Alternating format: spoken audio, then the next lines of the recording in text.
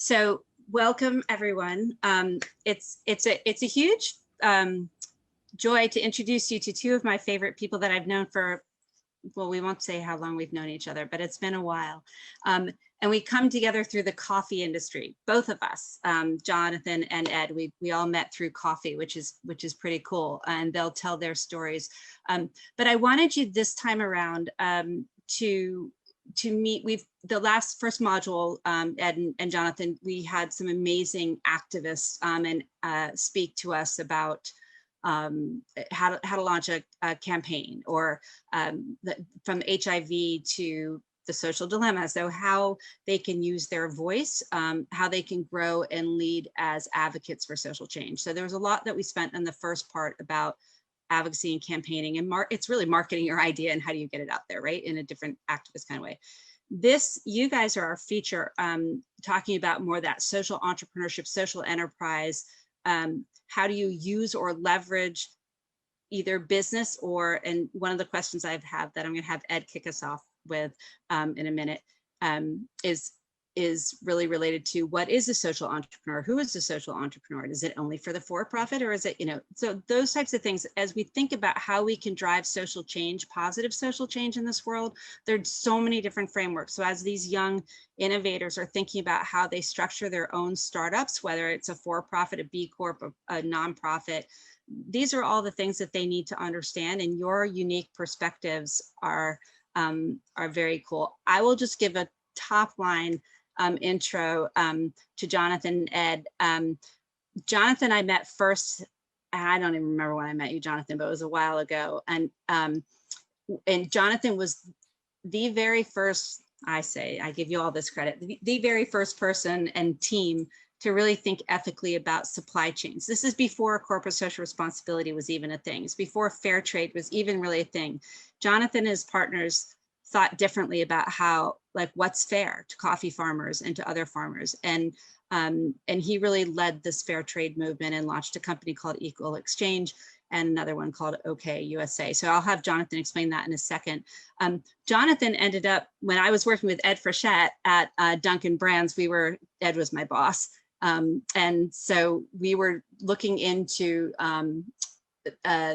we got challenged on our child labor practices in Guatemala, which really kind of was a question that I wasn't ready for as the head of that business unit, but we got it, and then sought the counsel of people like Jonathan to help us as a big brand. So Jonathan and Conservation International, Matthew, can't remember Matthew's last name, but that we brought in all these advocates to our corporate world and met with our franchisees and said, okay, well, how do we do this? And so it was really great as a entrepreneur, I guess, in a company to bring those folks in. And Ed stayed with Dunkin'. He then led social, he was SVP of marketing for Obon Pan. And then he changed tracks and went and tried to help youth in gang violence, and has been doing a lot in the social sector in the Boston area since he did a big career change and has really integrated market-based solutions into social change. So they bring together some really unique perspectives that I want them to tell you about. But I'll just kick it off. Maybe let's turn to Ed for a sec. Do you want to just do a quick, oh, and he's also a professor at Boston College teaching social enterprise too. So Ed, Jonathan, if you just take a minute, introduce yourselves and, add any good stuff that I didn't already say, it'd be great. Jonathan, do you want to go first, or do you want me to go first? He's muted, so why don't you go? Right, so go ahead, Ed. Go ahead. All right. Hi, everyone. It's great to be with you. I started my career in advertising in Chicago and spent 7 years marketing products for major brands, and then went to Dunkin' Brands after that and spent 16 years at Dunkin' Brands trying to get people to drink more coffee, eat more donuts, buy sandwiches, whatever it is we were trying to get people to buy. It was a great experience, just marketing. And then I took that to Obon Pan. It was funny, but I would say my career tracked what I enjoyed doing at the time. So as advertising, I enjoyed watching TV. When I was at Dunkin', I enjoyed coffee and donuts. And then as I grew older, I said, I can't eat this stuff anymore. So I graduated to Obon Pan sandwiches and croissants. And then just it was a long run in marketing, and I live in downtown Boston, or in Dorchester in Boston, and I wanted to start to work with folks who weren't catching a break, really disadvantaged. I was thinking at the time, disadvantaged adults coming out of incarceration. So I went back to school for a year and then joined this organization in Lowell, which is a little bit north of Boston, working with 16 to 25-year-olds who are either heavily gang involved or coming out of jail. And we were setting up social enterprises where they could get some work experience in a safe environment before they went out and started working for someone else. So it was a lot of life skills and workplace skills. And we started 3 enterprises, a woodworking program, which ended up, we're making cutting boards that we're selling through retailers and online. A mattress recycling business where we deconstruct mattresses and take them out of the waste stream and recycle the steel and as much else as we can out of a mattress. And then a culinary program. We opened a cafe and ran a catering business, which is right now serving folks who can't access food. So it really is a meals program now. And I just left there in February and have been teaching at BC on basically the same stuff I was doing at UTEC for the past 4 years, I think, looking at social impact in government, in the private sector, and in nonprofits. And so yeah, like I said, I live in Dorchester. I've got a wonderful wife and 3 kids, all married and doing well. So that's what we're about. Does that hit it, Julie? Is that what you're looking? That was very succinct. I'm impressed. All right. Julie said 3 minutes or less. I was remembering I started working with a coach about 6 or 7 years ago. And the first meeting with my coach, he said, well, why don't we start, you just tell me your story. And I said, well, what version, like how long? He said, just as long as you want, just tell me about your life story. And 4 hours later, he was like, wow, I've never had anybody tell me that long a life story. So I promise I won't do the 4-hour version, a few minutes. I think for me, you said since college, I went to college thinking I was pursuing my lifelong dream of being a veterinarian. And after about a month, I realized these are not my people. The thing that spoke to me was sociology. I took a class called The Political Economy of Women, and it changed my life. And radical feminism, it's like a light bulb went off in this dark room where I've been stumbling around my whole life. And that was a beautiful thing for me and gave me a lot of ways to understand the world, more than just feeling what was happening in the world, to actually intellectually understand it. I got involved in radical politics and organizing, so much so that I dropped out of college and I moved to Boston and slept on the floor of my feminist studies teacher, my professor, for a summer. Didn't like the political organizing scene and got a job as a warehouse worker at a food cooperative warehouse. Frustrated with the lack of politics in food co-ops, with 2 other friends, tried to repoliticize the co-op movement. That didn't work, so we set up this company in response to all the frustrations we had, and that company became Equal Exchange. Today, it's about an $80 million company with a few different branches and subsidiaries, so small by corporate terms, but by democratic worker-owned fair trade companies, it's been very successful.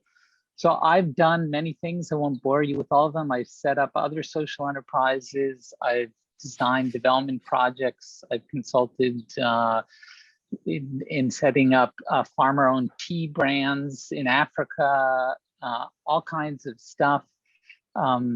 And I spent many years trying to convince the fair trade movement to embrace racial justice and unpack the legacy of slavery and colonialism in fair trade. That still has not gone that far many years later. And I ended up, in response to that, working in something called the New Economy Movement, Solidarity Economy, and did that for many years. And I've been on many boards. I advise many organizations. I love social change. I love healing work. I love transformation work.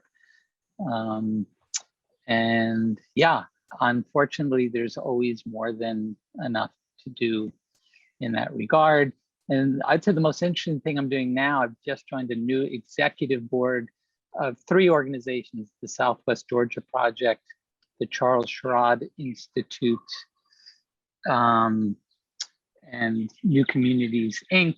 And anybody wants to look it up, it's led by civil rights champions for many decades, and it's working with Black family scale farmers in Southwest Georgia. So I'll leave it at there. I'm excited to be here. I will say one more thing, a shout out for Julie. That summit she put together at Dunkin' Donuts, like I had never been to a corporate summit of any kind before. It's not my world. And it was incredibly courageous, incredibly well done. And her genius and presence, somehow we were in this environment where corporate folks, social justice folks, across a variety of identities, politics, genders, everything, we all just were like, wow, what an amazing conversation. So it was really a groundbreaking experience. So I'm very happy to be back here.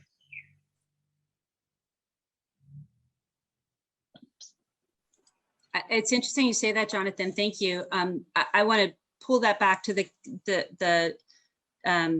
our labsters who were on Rebecca Middleton's session. She's the head of advocacy for the World Food Program. And one of the big things that she talked about was meeting your audience where they are, and and really being open to that conversation. Because if you just go in there like this, you might hit a wall and bounce off of it, and you might get back up. But I thought that was a really interesting message. So thanks for reminding us of that importance, because I think it is important, particularly when you have these conversations like you guys have in the marketplace around, social good. Ed, tell us, because you're the professor on the call, and a practitioner professor. I like to differentiate that, having taught at Yale for 4 years. I was a practitioner lecturer that brings real world experience to the classroom, which I think is really valuable. So in your perspective, what is the difference between social enterprise, social entrepreneurship, social impact? I mean, there are a lot of buzzwords being thrown around out there about this landscape. Can you clarify a little bit about what it all means, or help us put it in certain buckets to learn how to process it? Yeah, it is cloudy. I always came at it that for the majority of social enterprises, they would be mission driven and primarily through nonprofit work. Because once you get into the corporate world, you still have the profit responsibility. So I think stuff like corporate social responsibility, where companies are trying to do better and have a positive social impact, that's good. A social enterprise to me has to make money. It doesn't have to be profitable, but it has to bring in revenue for the organization towards the work that they're doing in their mission. So there's, I don't know. What do you say about Girl Scout cookies? Is that a social enterprise? They're raising money for the girls program, the Girl Scouts program. I guess technically you could make the case for that. For me, it's more about if it's on mission. So at UTEC, it was workplace training for these young adults.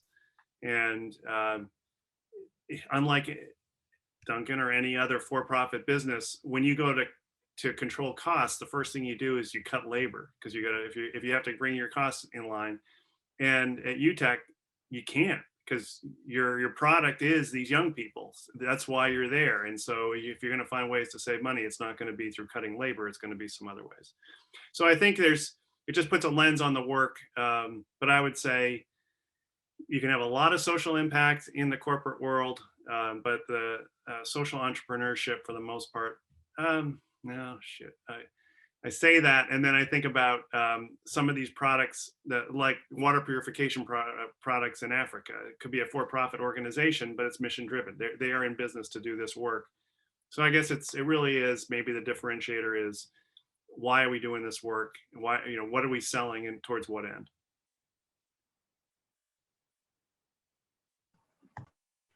Jonathan, any thoughts on that? I mean, I think that there aren't necessarily clear definitions. People use different terms interchangeably. For me, authentic social enterprise is non-extractive. So they might be for profit or nonprofit or a hybrid or a cooperative, but they're set up to maximize social good and not to extract profits for capital, shareholders, ownership, what have you. Exclusively or at? Well, that's, I think, a big debate, right? I mean, Yeah. there's a million different models out there. So to me, if they're looking to extract more than a nominal return to capital, then it's some kind of hybrid between a just for-profit enterprise and a social enterprise. But like I said, that these aren't like industry accepted boundaries. I think that's part of the confusion out there. Is there are a million different definitions of what's social change, what's social enterprise, what's extractive, what's not.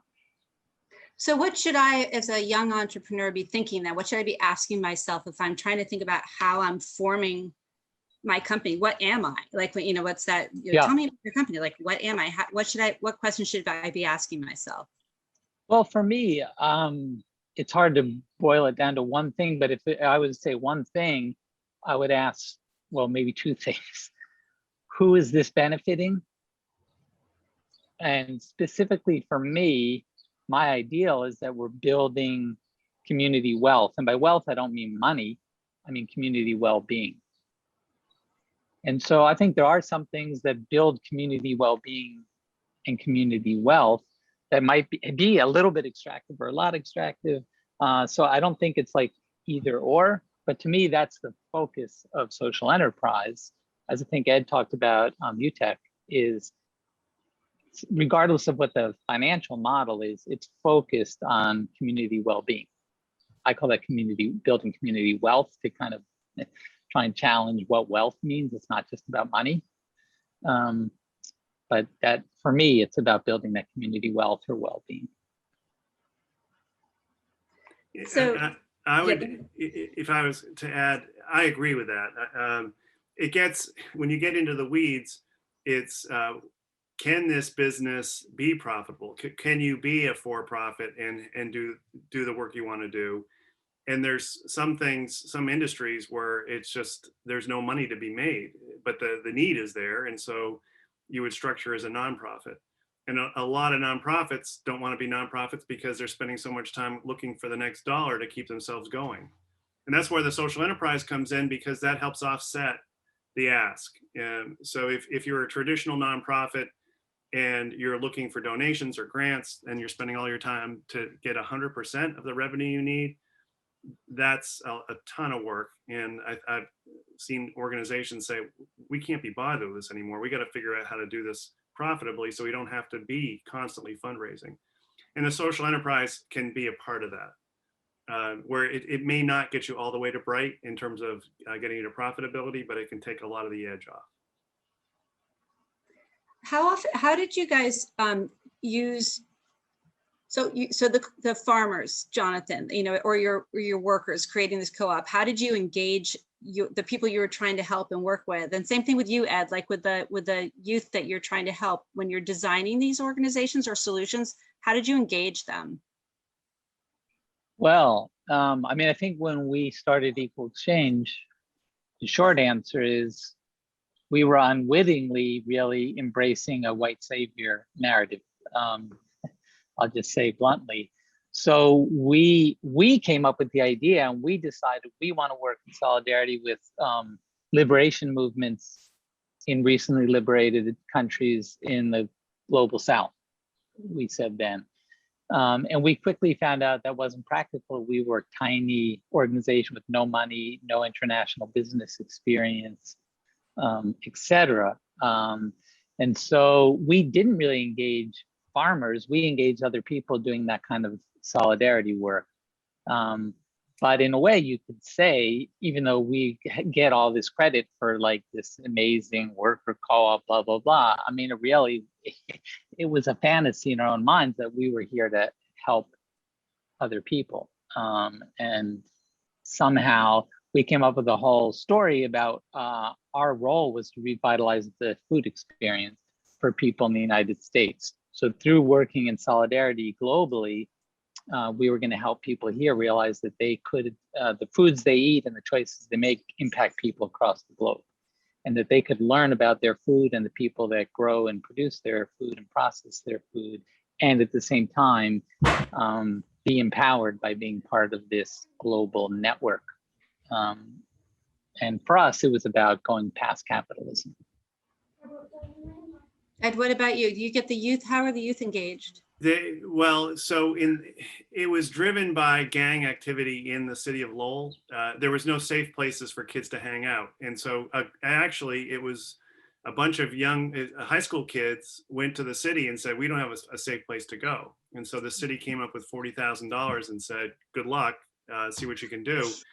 And so as so many nonprofits started in a church basement, and it was led by the young people, and they helped decide what the programming should be like.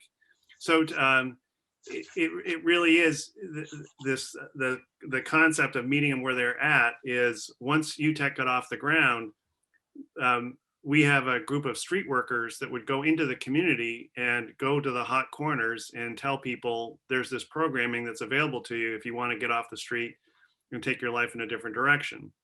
And the young people helped decide that, well, they needed a high school equivalency program. Started with other just youth-led activities, dance, graphic arts, that kind of stuff that was interesting to them. So I would say UTEC's success is due in large part to because the youth listened to the youth and built the programming that they wanted. If I could, there's a really interesting tension though, because I came in as, you know, formerly corporate white guy and saying, okay, I want to enable these young people to get employment. And so we need to hold a hard line on what the expectations are for work. They need to be on time. They need to be consistent. And those are the kind of behaviors we want to enforce. And there's another group at UTEC saying, no, we're a nurturing community. We are a safe place for these folks. And so if they don't show up, they don't show up. And if they don't advance, they don't advance. It's their life. And so so this is now 23 years in, there's this tension still that we're wrestling with to figure out what's the best programming that's going to set them up for their best, how they would define success. Mm-hmm. So it's a really interesting dynamic. Yeah, I was just going to throw in another, when I worked at New Economy Coalition, it was founded in a similar way, the Equal Exchange. And so my job coming in, I saw, is to transform this network that had been created to actually, instead of being some people that founded a network because they thought there was a need, to say, what do people on the front lines want and need? So that was the work there over a period of years, using strategic planning, working with an inclusive board, and transforming this really white cultured organization into a multiracial organization. And by the time I left, I stepped down as executive director, and a team of 4 people in their 20s and 30s, primarily queer people of color, took on the leadership role of that network. And that was based really on years of unlearning how the organization had been founded and how it had been built. So that for me was using the learning of what worked and didn't work in the fair trade world to look at how do we do things differently so that we're really accountable and driven by frontline communities, and not what we think frontline communities want, but actually having them drive the agenda. Awesome. I have a couple more questions, and then I'm going to open it up to everyone. So one of the things at Lookup, so many of the young innovators and young people in our leadership lab have an idea that they're trying to get it started. And like many of them and any good entrepreneur, they've hit a wall and they've pivoted, or they haven't hit that wall yet. But how did you guys get these ideas? And Ed, you've done a lot of work outside of UTEC as well in the social world. So how do you get your idea from, Jonathan, I'm stealing a term from your website, from concept to reality? Like, what is how do you do that? Like, is it like at the very beginning where these guys are probably 6 months in, some of them are probably a year in, what should they have in the back of their mind? Like, what's that courage that keeps you going? Or what are those questions that you need to keep asking to get it really from concept to customer, Ed? And I say that with, it's an old Duncan thing, Yeah. but anyway, not concept to, to reality. I think that's a better frame for it. So any thoughts on that? Because it takes a lot. And when you're feeling lost, like you fail, like, how do you keep going to get it going? To me, it's you keep your eye on the prize. So think of the image of a mountain with a flag at the top of the mountain, and you're saying I'm going to that flag. And then, so in a way, that's your mission. But then your theory of change of how you're going to get there, essentially that's the equivalent of the path. And you say, okay, we're going to kind of bend to the left and then cut back to the right and take the left side of this mountain up to the top. And you get to that first corner and you say, there is no going forward from here. This is a dead end. It doesn't mean you give up. You still have your eye on that flag, but you got to backtrack and say, okay, how do I learn from that? And as I'm sure you guys have talked about, is how do you learn quickly and fail quickly so you can not invest a lot of time and effort and say, okay, that didn't work. What's the next theory? But you model stuff out and try to take your best shot at it, and then you're validating your model as you go until it doesn't work anymore, and you say, is there a workaround here, or are we at a dead end? So I think it's having the clear path in your head of how you will certainly, and getting others to share your vision, to say, are you with me? This is where we want to go. And everybody's like, yep, absolutely, see, this is bright as I can tell you the colors on that flag and how it's flying. But then the path to get there, you have to be clear, but then you have to be open to change. And because it with probably 100% certainty, the path you start on will not be the path that you follow ultimately, because you just don't know. But that's why you have. But if you just go day to day, you don't know if you're going left or right up that hill. So you have to have a path that you're trying to follow, and then say, oh yeah, that didn't work. For me, I think the most important thing I counsel people is to be really as clear as you can on who you are and what you believe in and what's non-negotiable. And the easiest time to set your values and what's non-negotiable is, to me, is before you start it. And although you have more resources and things are more real as you get further down the road, once you're actually in business or in operation, it's really hard to clarify what's most important to you and what you believe in that early stage. So I think early on, that's really critical. And that gives you the freedom then to take risks and to stretch and to do maybe some things that are unconventional in raising money or what have you. But you can stay true to yourself. And if you know clearly what you believe in and what's non-negotiable, then that gives you a lot of freedom.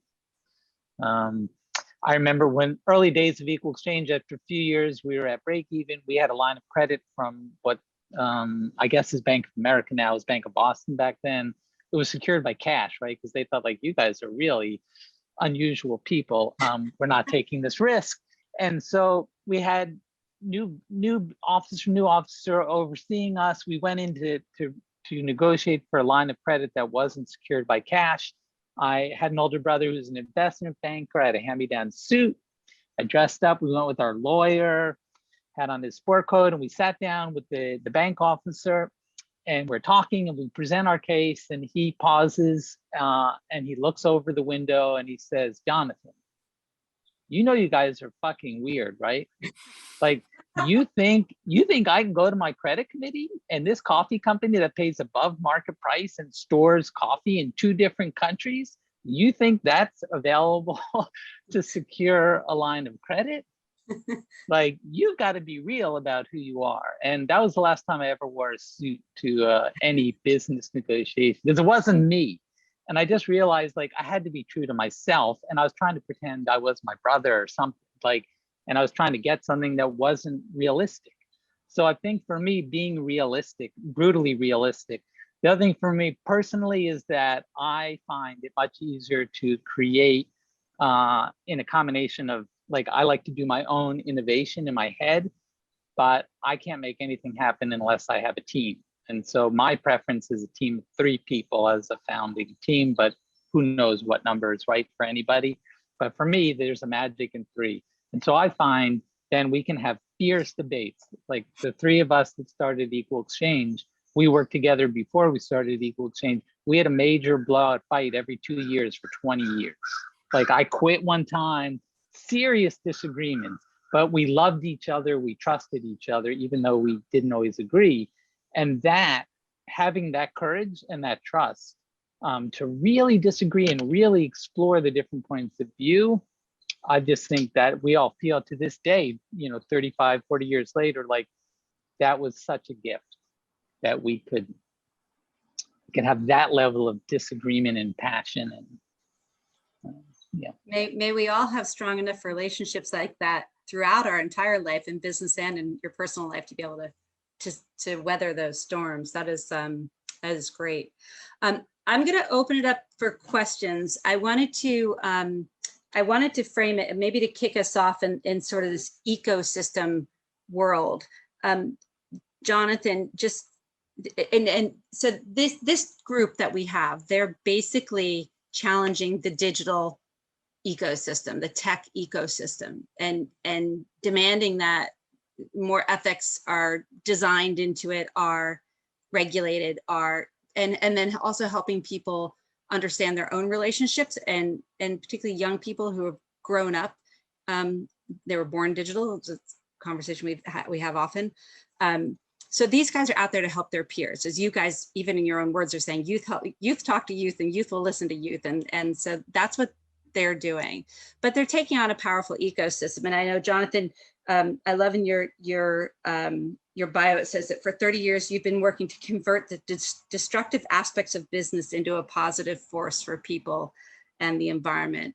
And that's what these guys are doing. And in a way with the digital, they're not trying to throw out the whole business, but they're trying to really kind of shift social norms, shift the digital ecosystem. Before I open it up for questions, just kind of transitioning it into sort of this crossover world, any thoughts on like what that's like to be standing at the bottom of that mountain that you're trying to change a whole business model? Oh, that's a big question. Yeah, I know. I think for me, it's to dream big and work small. And so I think having a systemic and holistic analysis that includes an analysis of what I call capitalism and patriarchy, but also is very practical.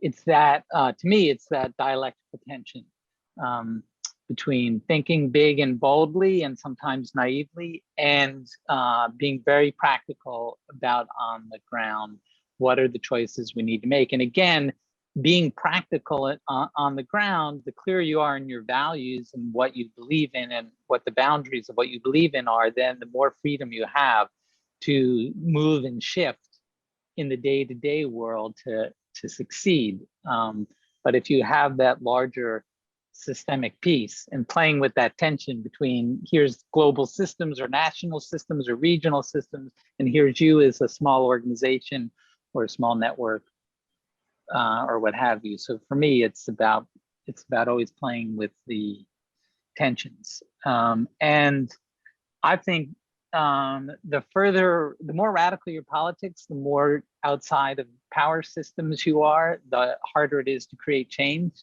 I believe. And so collaboration is essential. And I think the hardest collaboration thing that I'm grappling with over the last few years is how do you build trust and collaboration with people that work, nobody's truly outside the system, but people that work outside the system and people that work for more reforming inside the system. Building those bridges, I think, is essential to create the scale we need to create real transformation. And it's just really hard. People on the outside don't trust people on the inside. People on the inside don't trust people on the outside generally. So that for me is where some of the richest possibilities are, is building those bridges of trust. Excellent. All right, I'm going to take it off. I'm going to remove the spotlight and put us all back to our gallery view so we can see each other. And sorry, I'm Jonathan. Okay. Well, if somebody has a question, they can jump in while I'm trying to figure out how to get Jonathan off the spotlight. Really, we're all good. All you have to do is put gallery view and we can see each other. Like that? Yep, we're all good. Oh, okay. There you go. Yeah, just go Yeah, up to I've been in gallery view the whole time, but because I'm a rebel. But you can unpin me by just clicking on the 3 dots on my picture, and then it should, because you're the host, it should just say unpin. Remove spotlight. There we go. Okay. Yep, or spotlight. Okay. Questions, anybody? We've got some. Couple of us have our hands raised. Oh, you do? Okay, Lexi, well, seeing that you were so bold to jump off, why don't you go for it? Hi, And everybody. again, introduce yourself just shortly, your name, and then before you jump in. Hello, everybody. My name is Lexi Kingshaw. I am the brand manager for Lookup, and I'm on staff. It has been a pleasure, and thank you for everybody coming to speak to our wonderful innovators. When I last saw a couple of them, I highly encourage them to remember that there will be moments when they will have to sit down and listen to the people that they are advocating for, because they'll either come from a different experience or maybe a place of privilege, and there will be moments where they'll have to sit down and listen. So can you please share moments where you had to take a pause and listen to the people you were activating and put aside your privileges or egos? Jonathan, you want to go? Well, I'm trying to think of a good example of when that happened. I'm not sure this is the right one, but the thing that's coming to mind for me, I remember being in Nicaragua in the early 1990s, and I was out in the countryside in the northern region where the Contra War had been really intense in that part of Central America, and was talking to farmers. And there's really 2 parts to this. One is a little off target, but I think it's part of the story. And I was asking farmers, like, I'm here from the United States and my government is funding, like, you have family members and friends that have been murdered by my tax dollars and our government, and you're welcoming me here with open arms. Like, how do you do that? And they said, we understand the difference between government and the people. You know, these are peasant farmers, as they describe themselves. And that was really profound to me. But the thing about being challenged was the norm in fair trade those days was we would go from the global north to the global south, primarily white people, not always from the global north, primarily people of color in the global south. And we would ask them all these questions. So I called it the zooification effect, eventually, that we were putting people under a spotlight and we ourselves were invisible, right? They didn't know anything about us really, but we would ask them how much money they made, the family, how fair trade had affected them, coffee prices, all kinds of stuff, that the kids went to school, all this stuff. And I remember that time in Nicaragua, and it's really like being in a place where they had a successful revolution. However, things went afterward. It was just really different. And they turned to me and said, well, how much money do you make? You know, and where do your kids go to school? And how come you make so much more money than we do? That doesn't seem like it's a equal exchange or it's fair trade. And that in the moment, you know, I was 30 years old and kind of blew me away. I was really impressed, but it was also a really difficult question to answer. And I mean, I'm somebody that has no problem doing that. So I could tell them how much money I made, but it was 40 times, sometimes more than what they made in the year. My cost of living's different, my standard of living's different, but that moment was really powerful for me to help me really understand the dynamic, the power dynamic, right? Because they had the courage to ask that question that most farmers don't have the courage to ask. And so that was part of my journey of kind of unlearning the unintentional dominance that is part of the fair trade model, frankly, today still. no matter how well intentioned. So I think it not just that one instance, but that was really an eye-opening thing that made other things possible to help me really unlearn some of those behaviors and assumptions about I'm a good guy here to help people, and own more that I'm here to save my own soul, and yes, to be in solidarity with other people. But it just really shifted the conversation forever more. And yeah, we have a long way to go to still unpack those power dynamics. I'll leave it at that. Thank you. Just real quickly, going to UTEC, where the young people were 16 to 25, most didn't have a high school degree. They were working towards a high school equivalency. A lot of trauma. It just, on day one, I was the outsider, and so it was learning how to listen. And it's like, this is their world, and I am in their world. So how do I listen and still try to keep my focus of what I'm hoping the outcomes are going to be, but it's through their lens, it's not through mine. And I had a really cool conversation with someone that we're talking about, well, how are they going to succeed if they don't play by the rules? And it's like, who are we to tell them they have to play by the rules? The rules of you wear your pants up, you look somebody in the eye, you know, just behavioral stuff that is countercultural to a lot of the way these folks live their lives. And so that was a big step back to say, perhaps I could at least explain how the traditional rules are go, but then it's an invitation to participate or not. It's not like the expectation is you're going to play by these rules. It's like, if you want to play in this world, here's the rules you could play by, but I'm not saying you need to. This is your life. And so it really was recognizing the power they had and the choices they had. Maybe they were going to make different decisions than I would make, but that's their life. And so I would say that was it, is just learning that I certainly didn't have the answers for these folks. And my way was not the right way. I think there's a common theme there. Hannah, do you want to ask your question? Oh, I think Tyler had his hand up first. Oh, okay. Sorry, I just see little blue hands. Go ahead, Tyler. Okay. So you guys have touched on a few interesting things like power dynamics and being who you are, also having like a set of non-negotiables like from the outset. But I'm finding it very interesting. Like you were talking about being radical in your political views, and I think the project that I'm working on, GovLove, I'm like fiercely moderate in how I want the company to go forward. And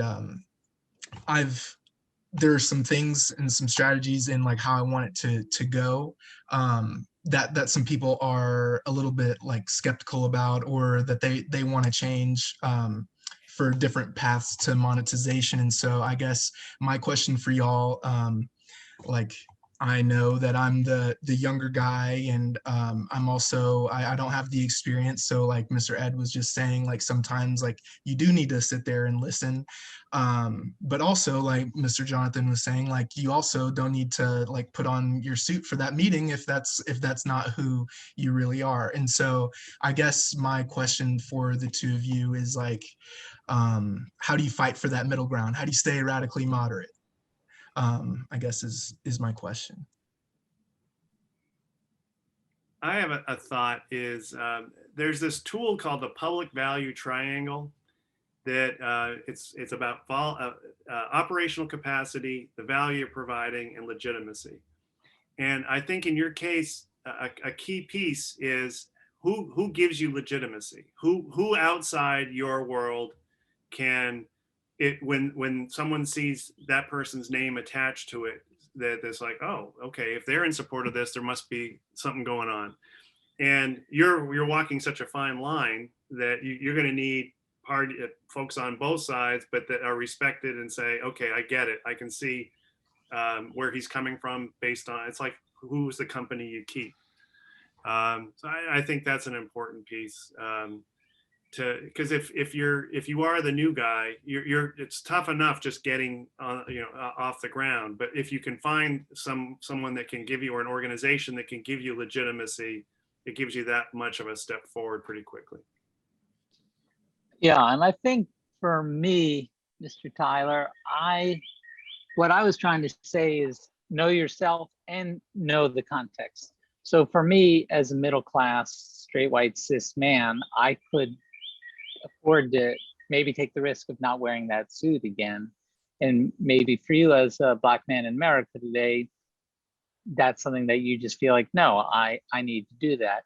But for me, the point was not whether you wear a suit or not, or if you're a socialist like me or a right-wing libertarian, be authentic to yourself and be open to learning and evolving who you are and staying true to yourself. And I think, whatever our religion or political persuasion, I think there's a journey for all of us to become more and more authentically ourselves and not try and be somebody else. We might sometimes have to put on a suit or use different language in different settings in order to succeed. But I think being authentically ourselves and knowing who we are. And at the base, for me personally, when I was 16, I had a near-death experience. And from that, I understood that all living things are interconnected, right? And so that's really what my politics and so radical politics for me grew from that, because that's the only way I've seen to pursue that of how do we heal from othering people, which I think is kind of underneath what racism is or sexism or what have you, is this notion of other people are different. And so I think becoming our authentic selves and having the humility to support everybody doing that and respecting other people, even if we deeply disagree, is part of that journey. I don't think there's one truth, but I think there are fundamental values of compassion, justice, and appreciating the interconnectedness of life. I think that's another way of saying it for me. So yeah, Awesome. be true to yourself as best you can. Thanks, Jonathan. Thanks, Ed. Hannah, I'm going to give you the last question. If you, unless, I don't know, Michael or Maddie or Kyle, and if anybody else has one, we could probably squeeze one more in. But Hannah, do you want to take it away for now? Yes, I think it would be kind of a two-part question, but I know that Jonathan, you mentioned that when you were working in equal exchange, you had to kind of move towards a more inclusive board. And I just wanted to know how that, like, you guys made sure that it wasn't just giving people of color or marginalized people from marginalized groups a seat at the table to meet some sort of diversity quota. I was wondering, maybe that's just coming from people with lived experiences coming together for a common goal, or how that kind of worked. And then because I know that just because people are coming from different marginalized groups and you just put together a board, it doesn't necessarily kind of create this like effective board. But also my second question is, I know you mentioned that you have to kind of find a way to work with people in the system and people that want to reform, but I was kind of wondering how you draw the line with people that want reform, but also want out of the system entirely. Well, I think in a good way and a horrifying way, racial justice is becoming the core issue of the United States. And I think, maybe that's 402 years overdue, or depending on your view on history. And I think the fair trade world in general has been really slow to really embrace that and do that learning and difficult and sometimes uncomfortable work. Equal exchange, I left Equal Exchange 21 years ago. They've done incredibly well and are really successful, and they've done not that much to unpack that white culture. They are evolving still. One of my co-founders is the director now, and there is a management team. I think it's 3 white people and 1 person of color that's kind of being trained to take over. So I think there's some progress, but they really haven't done that work. Most recently, I was at an organization called the Cornucopia Institute, all white staff, all white board. Founder left after 15 years, really difficult parting. So I came in, unbeknownst to them in some ways, as an organizational healer. And so they said, well, we want to be a multiracial organization. And I said, well, how do you want to get there? We have no idea. Why do you want to get there? Well, that's the right thing to do. So we started, I said, well, let's start with our own education. So we started at the staff level every 2 weeks with the anti-racist study group.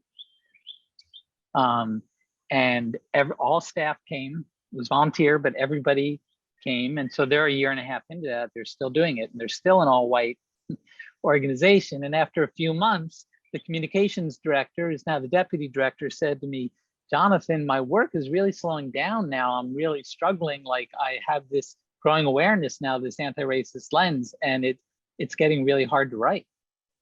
And I said, that's amazing. That's wonderful. And yeah, it's not necessarily always easy work to unlearn these things that you didn't question before, but that's what's essential. And so with them, I said, build your own anti-racist awareness before you try and turn it into a multiracial organization, because you're going to hire 1 person of color. You're a virtual team, which makes it much harder to build trust with already. The chance of success is pretty low if you bring in 1 person of color in that all-white organization with a very white upper Midwest culture. So do your own learning and unlearning first, and then make that commitment to over time figure out how do you really open up the board and the staff to build the community that you want. But it's not something you can do overnight. So that was one example for me of helping people slow down. Most of us as humans, like, we want, when we see a problem, then we want to fix it. And that's how we're all trained, at least in the United States, is to fix problems, and we want to fix them quickly and be done and move on. And I think deep cultural problems can't be fixed instantly. And so I also don't want to use that to say, oh, wait, slow down. Don't be so anxious for change. We need to push as hard as we can, but we also, I think, have to be realistic about how long it takes for people to really change themselves and to change organizational cultures. People are terrified of change in general, and change is hard, and it usually causes conflict. And like my colleague at Cornucopia Institute, often things need to slow down so we can go faster. And that is really tough, because we're trained in the United States to never slow down. We only want to go faster and faster. And if you just are only going faster and faster, then eventually you crash, is my experience. So Thanks, Jonathan. that's my start. Thank you. Awesome. Ed, any closing thoughts, remarks? Are you frozen, or are you just being very, very still? I'm, You're very I'm still. listening to your question. He's very calm. He's very calm. Actually, I do want to just wrap up with one sort of question, and maybe Ed, you can help us. We touched on this a little bit, and then I know we'll be a few minutes over. Hopefully that's okay. But you guys touched on it a little bit earlier, and maybe Ed, just this concept of the role of government versus the role of business versus the role of civil society and individuals in solving these issues. I mean, this could be a whole webinar in itself, but any just closing thoughts on that? Because I do think it's always good for us as social entrepreneurs and innovators to keep the whole landscape in mind when we're thinking about that. Do you have any thoughts on that? I think the government can play a huge role, and but the paralysis that we're seeing now is pretty bleak. So, but I'm still optimistic. I think that ultimately, and maybe it's a bottoms up approach as opposed to a top down, that it's going to be local government that's going to help start these changes, and they'll catch on. But I think the government is and government policy is a really powerful potential force. It's slow, and historically has been very slow, but gradually things have improved. And in a time of crisis, then it can really be a big force. And so I hope things will happen in the next couple of years, because if it don't, then I think we're going to be stuck again for a long time. But in this moment, coming out of the virus and all the crap that it's shown underneath, that we can act on it, and enough people will be motivated to see that happen. But yeah, I think we can't underestimate the potential, and actually good and bad. The government can really screw some things up and has historically done that too. So we just have to be wary, but it's a real powerful force. Great. Thank you, Jonathan and Ed, and our amazing Labsters who have joined us consistently. I love it. So nice to see these guys engaging with the amazing speakers we've been able to bring in, like you two. So thank you, and I, kudos to all of you and the great work, and thanks for sharing that, because you're our only talk on this concept of business with it doing well while doing good. So I really appreciate that. And Well, and Julie, I just want to jump in here, because founder, so sorry. Ed and Jonathan have described my experience to get to Lookup, because Lookup is not the first social enterprise, and I started, with different models, and so I just love the way you described that. The flag was always there, but one of the things that's so wonderful to bring to the social innovators that we have, particularly when you hit a wall, right, and you pivot, or what I loved is that usually people talk about pivoting, but you talked about you've got to go back down the path and sort of regroup and sort of look at the landscape again and decide where to go next. And I just want to, acknowledge that I love the way that you defined an experience, because I just knew what I want. I just knew that we had to improve youth mental health, and there were different ways to do this, and finding it through looking at the digital landscape first, and then turning to the youth for the solutions. So I just really appreciate the way both of you have framed something that, didn't come from a theory or anything. It just came from, gut experience and moving along. So thank you. We have a theory of change now. Don't toss us under the bus too quickly. I'm talking about up until Lookup. Oh, okay. Oh, the path to Lookup. No, now we're on the path, but there were a lot of like, there's a cliff there. We got to come back. Pulling your leg. Well, thanks everybody. Stay tuned for the next one. Thanks for the invitation. It was really Thank you fun. all. And so nice. Sorry to we see didn't you get all. to hear everybody's stories, but Yeah. it's Well, really nice to be here. There are lots of opportunities to hear about these young innovators. So we'll keep you posted. All right. Okay, keep me Good luck to posted. you all. Thank you. Awesome. Thanks, guys. Have a good one. Nice See to you. see you, Ed. You too, Jonathan. Take care. Yeah, you Bye. too. Bye.